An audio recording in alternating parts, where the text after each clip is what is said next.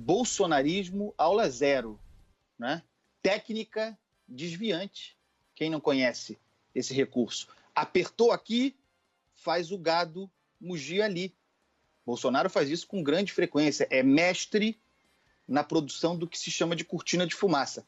Sob forte pressão, acuado pelas consequências da sua irresponsabilidade, do seu comportamento de sociopata frente ao enfrentamento da Covid-19, o presidente desvia, joga elementos, provoca outros gatilhos para que as atenções todas, as nossas inclusive, da imprensa, mas da sociedade sobretudo, se desvie para um novo conflito. Um conflito que é a velha política bolsonarista.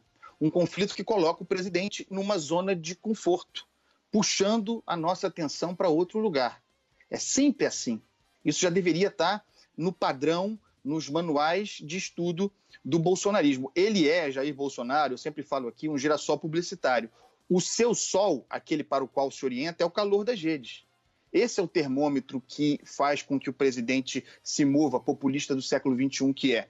Ele, de certo, pessoal, tem pesquisas que indicam que não apenas o seu comportamento, chamemos, antissocial, frente à Covid-19, faz com que perca base social, como também tem pesquisas que indicam um antídoto narrativo para essa situação desconfortável. E o antídoto narrativo, aquilo a que ele recorre, é chamar o espírito do tempo lavajatista. É o instrumental lavajatista de criminalização da atividade política, de apontamento do sistema, do establishment, como grande inimigo. Apertou para Jair Bolsonaro, ele chama o lavajatismo. Então é o Congresso que não me deixa trabalhar, é a ideia de que há um golpe sendo urdido pelas instituições da República.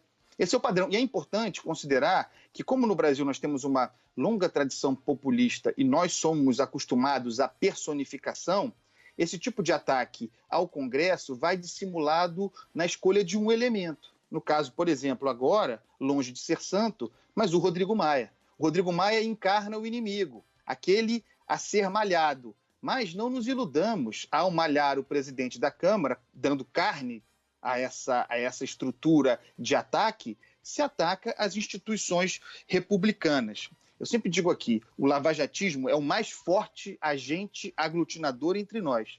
É o espírito do tempo e as pessoas se mobilizam contra o sistema muito facilmente.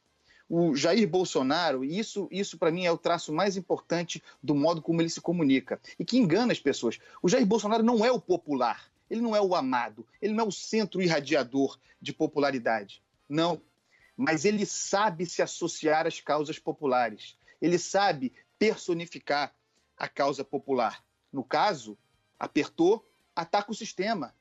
As pessoas odeiam a ideia de sistema. Há uma mentalidade autoritária no ar. Há uma ideia de que as instituições... Aliás, Jair Bolsonaro foi eleito em função dessa mentalidade antidemocrática, dessa mentalidade autoritária, sobretudo. A mentalidade que associa às instituições da República os problemas da República, o que é uma inversão grave de valor. Então, respondendo à sua pergunta, Luiz Megali, se eu fico perplexo, perplexo não fico nem um pouco. Eu fico perplexo com que haja alguém perplexo agora diante dos atos do presidente de ontem.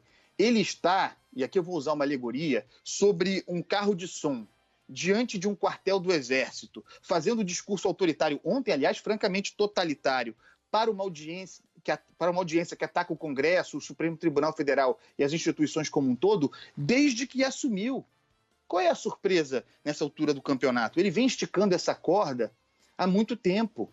Há registros dele fazendo esse tipo de ataque, pelo menos desde março do ano passado, primeiro trimestre do seu governo. Ele estica a corda, avança algumas casas nesse movimento, depois afrouxa um pouco, brevemente, mas a corda nunca volta ao lugar anterior e assim o espaço institucional vai cedendo a essa linguagem autoritária. A fala dele de ontem, pessoal, é a mesma que ele faz desde sempre. A única novidade é que ele faz essa fala agora no momento de pandemia.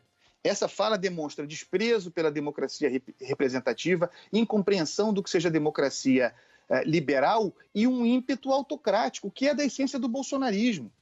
Ele falou ontem em vontade popular. Vontade popular para Jair Bolsonaro, pessoal, é a vontade dos seus apoiadores. e os seus apoiadores são o povo. Ponto final. É totalitarismo, é discurso totalitário.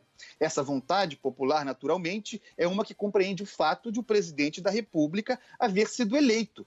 E uma vez tendo sido eleito, isso significando uma ordem, um mandato mesmo, para que os demais poderes da República se submetam à vontade do imperador. É como se Jair Bolsonaro fosse o imperador.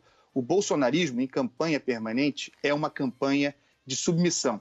Sob essa lógica totalitária, pessoal, avançando aqui para concluir, e me desculpe se me estendo, o exercício dos freios e contrapesos, que são a essência do nosso sistema, a essência da República, a essência do jogo democrático, a atividade institucional que pondera as forças, o exercício desses equilíbrios seria uma traição, como se fosse uma conspiração do sistema contra o presidente.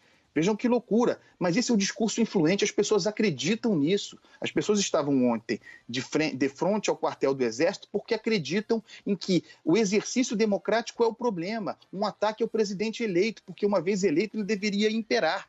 Esse é o lugar em que nós estamos. Por isso o Bolsonaro diz que não negocia, o que é mentira, porque negocia uma barbaridade. Aliás, alguém estranha, acha natural, um gesto de amor, de defesa da eleição do presidente eleito, o fato de Roberto Jefferson e o PTB terem aderido ao bolsonarismo. É claro que ele negocia, mas o discurso é que ele não negocia, o discurso de que ele se impõe.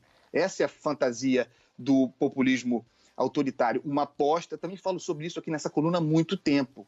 Desde agosto de 2019, desde que eu estou aqui, Bolsonaro aposta pesadamente na constituição do que seria uma cultura plebiscitária entre nós, o que é puro chavismo. O objetivo é enfraquecer a democracia representativa, enfraquecer o parlamento, passar uma mensagem de que o parlamento seria algo supérfluo, algo de que se poderia abrir mão, porque ele, líder populista, fala diretamente ao povo. Bolsonaro é forja de inimigos, usina de conflitos, centro gerador de instabilidade. Era assim antes da peste, pessoal, era assim em tempos de paz.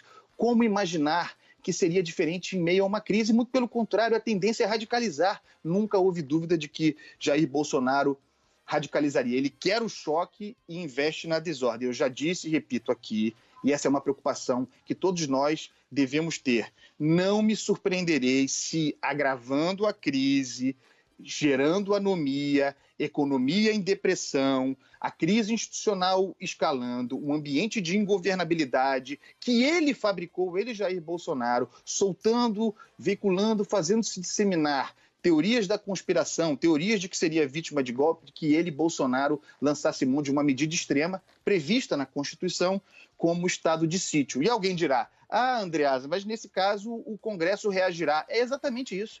O Congresso reagirá, derrubará o decreto e nós teremos um choque institucional sem precedente, teremos uma crise sem precedente, teremos o presidente em meio a uma pandemia estimulando o povo a ir às ruas. É esse choque, é nesse choque que ele investe e eu não tenho a menor dúvida. O golpismo, atenção, o golpismo está no ar tanto quanto o vírus.